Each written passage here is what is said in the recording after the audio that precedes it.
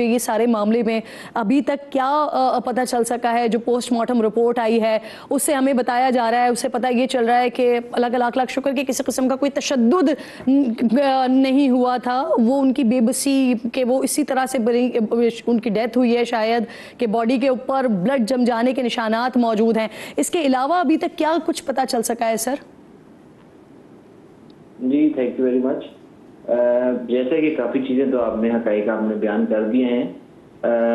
मैं ये अर्ज़ करता चलूँ कि जैसे ये वाक़या पेश आया तो पुलिस और कोर्ट ऑफिशियल जो थे उन्होंने जो क्राइम सीन है उसको इंस्पेक्ट किया है और उसमें से जो वैल्यूएबल एविडेंस थी वो पुलिस ने इकट्ठी कर ली है और कुछ ऐसी चीज़ें हैं जिनको केमिकल एग्जामिनेशन के लिए केमिकल लेबॉर्ट्री में किया गया है। इसी तरह से जो इनके मोबाइल फोन्स हैं, लैपटॉप है, उनको फॉरेंसिक एजेंसी में भिजवा दिया गया है। उनकी रिपोर्ट्स जो हैं वो अवेटेड हैं और मैं ये समझता हूँ कि ये बड़ा ट्रैजिक वाक़या है और सरेदस्त जो हमारे पास अभी तक इन्वेस्टिगेशन है उसमें यही हमने अभी तक सरमाइज किया है कि इनकी जो टाइम ऑफ डेथ है वो अब 6 to 9 months बनता है डिपेंडिंग अपॉन जो level of degree of decomposition in the body and हर mobile phone data as well as other circumstantial evidence. जी जो उनका घर जो था जहाँ पर वो रहाइश पजीर थी वो अंदर से बंद था, लॉक था और पुलिस को उसको फोर्सिबली जो है कोर्ट ऑफिशियल्स की मौजूदगी में उसको फोर्सिबली ओपन करना पड़ा। जी तो अभी पुलिस डिफरेंट एंगल्स के ऊपर काम कर रही है। हो सकता है कि ये अभी कुछ भी हतमी तौर पर नहीं कहा जा सकता कि ये आया कि ये क्या खुदकुशी है या मर्डर है या फिर एक नेचुरल डेथ है। जी तो पुलिस तमाम एंगल्स के ऊपर काम कर रही है और मैं ये बात जरूर कहना चाहूंगा कि जो डिसीज्ड है उसकी और उसकी फैमिली की प्राइवेसी। क्राइम सीन के हवाले से आप बता रहे हैं असद साहब, ये कुछ पता चल सका है क्राइम सीन को देखने के बाद कि ये जो मौत हुई है मुमकिन इम्कानात इसके क्या हैं सर? ये कत्ल है, ये तबई मौत है? क्योंकि अब तो हम देख रहे हैं ना कि सोशल मीडिया पर भी लोग कूद पड़े हैं, वो भी प्राइम मिनिस्टर पोर्टल पर आकर शिकायतें दर्ज करवा रहे हैं। तो क्राइम सीन को देखकर अभी तक क्या अंदाजा हो सका है सर? जी देखिए, मैं आपको जैसे पहले बता चुका हूँ कि अभी हमें अपरेंटली जो है प्रिलिमिनरी इन्वेस्टिगेशन में कोई ऐसी चीज नहीं मिली जिससे हम कोई खत्मी फाइनल कोई ऐसा असेसमेंट कर सकें कि ये कोई मर्डर है, सुसाइड है या फिर नेचुरल डेथ का केस है। ठीक क्योंकि जो लेवल ऑफ डिकम्पोजिशन है उसने काफी चीजें हमारे जो ऑप्शंस हैं वो प्रिक्लूड कर दी हैं। ठीक मगर इसमें जो मेडिकल लीगल ऑफिसर्स हैं, पुलिस की टीम है और फोरेंसिक्स एक्सपर्ट्स जो हैं वो इस चीज के ऊपर अभी भी इंक्वायर कर रहे हैं और इसके ऊपर हमारी जो है वो चल रही है अभी कार्रवाई।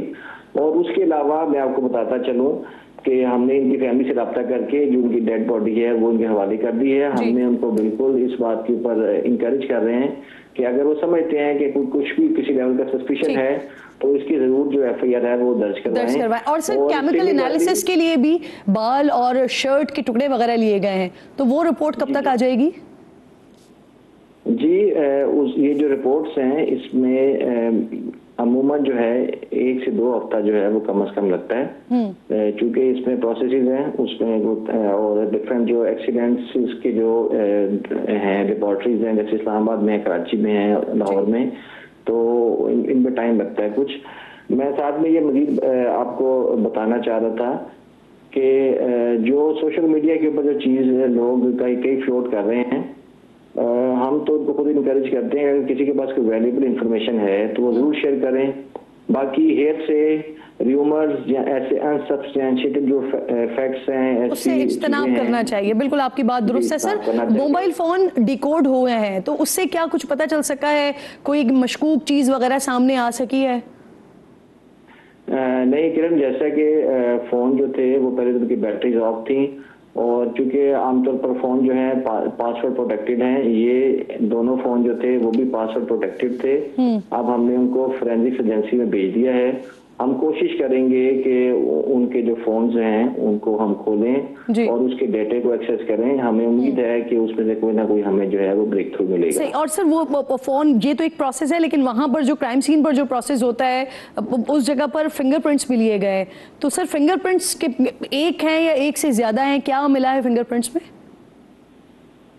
जी अभी फिंगरप्रिंट्स का भी मैं जैसे ही बताता चलूँ कि फिंगरप्रिंट्स हैं जो लेवल ऑफ डिकम्पोजिशन था और जो कमरा चूंकि वो बंद था जहाँ पर डेड बॉडी पड़ी हुई थी, और चूंकि हीट और बाकी चीज़ें भी होती हैं, तो ये चीज़ें जो फिंगरप्रिंट्स हैं बहुत ज़्यादा रिलायबल नहीं हैं, मगर स्टिल हमने ये नादरा को और आगे एजेंसीज को भेज दिए हैं। उसकी रिपोर्ट्स का अभी इंतजार है। मगर मैं यही आपको बता रहा हूँ कि चूंकि अरसा बहुत ज़्यादा गुजर चुका हुआ है और हीट और मॉइस्ट की वजह से इस केस के अंदर मैं समझता हूं कि फिंगरप्रिंट्स बहुत ज्यादा जो हैं वो वीक हो सकते हैं, हमें लीड नहीं कर सकेंगे। ठीक। और सर मुझे ये भी जरा बता दीजिए कि क्या पुलिस खुद इस मामले में मुकदमा दर्ज करने का सोच रही है, जा रही है? क्योंकि आपने कहा ना कि अगर फैमिली के पास कोई ऐसी चीज या कोई शवाहिद मौजूद है और आप उन्हें इनकरेज भी कर रहे हैं कि वो मुकदमा दर्ज करवाएं। जी बिल्कुल, अगर हमें कोई ऐसी फाउल प्ले या माल प्रेशर नजर आती है तो हम इसका आज खुद भी नोटिस ले सकते हैं, मगर हम इंकरेज करेंगे उसकी फैमिली मेंबर्स को कि अगर वो समझते हैं तो पहले वो इसके ऊपर पहल करें। अच्छा साहब, आपने ना ऐसे सैकड़ों और हजारों केसेस देखे होंगे सर, तो आप अपने तजर्बे की बुनियाद पर क्या कह सकते हैं इस केस को देखकर? सर ये अपनी नौयत का बड़ा डिफरेंट केस है, लेकिन इस सारी सिचुएशन को देखकर आप क्या एनालिसिस कर सकते हैं इस मामले पर?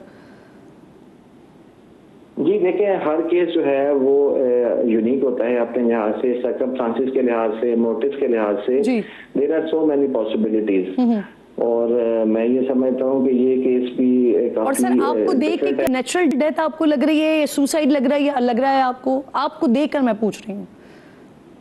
जी देखिए, एज एन इन्वेस्टिगेटर इसमें कुछ ऐसे क्वेश्चंस हैं कि जो कि अनसेटलिंग हैं, जैसे कि जो बॉडी की पोजीशन है जी औंधे मुंह वो जी हाँ, वो जिसको हम कहते हैं कि जो पोजीशन है उनकी स्टमक के ऊपर जो है वो थी, वो पोजीशन है उनकी। उसके अलावा कोई हमें बोन्स फ्रैक्चर्स नहीं मिले, ना कोई ब्लड स्पॉट्स है वहां पर, ना ही कोई स्ट्रगल के एलिमेंट्स हैं।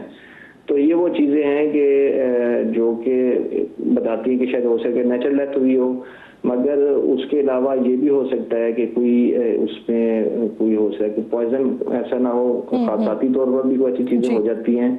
तो अभी तौर पे कुछ ऐसे क्वेश्चंस हैं कि विच आर स्टिल अनआंसर्ड, और मैं समझता हूं कि जैसे जैसे फोरेंसिक रिपोर्ट या केमिकल एग्जामिनर की रिपोर्ट आएगी तो ऐसे तमाम सवालात जो हैं उनको हमें जवाब सैयद साहब हमारे साथ मालिक मकान है, वो अदालत में थे गालिबन 2021-2020 से कोई रेंट के हवाले से मामला चल रहा था। तो डीआईजी साहब आप मुझे ये कंफर्म कर सकते हैं कि ये मामला चल रहा था ऑलरेडी अदालत में और फिर अदालत के हुक्म पर ही दरवाजा तोड़ा गया था, कुछ इस तरह का मामला था सर? कंफर्म कर सकते हैं? हाँ जी, आप ठीक कह रही हैं कि ये इस जगह पर 2018 से रहाइश पजीर थी, और जब इन्होंने आखिरी जो अपना किराया है उस जगह का वो मई 2024 में पे किया, उसके बाद से इनका फोन जो है वो उन्होंने ब्लॉक कर दिया था।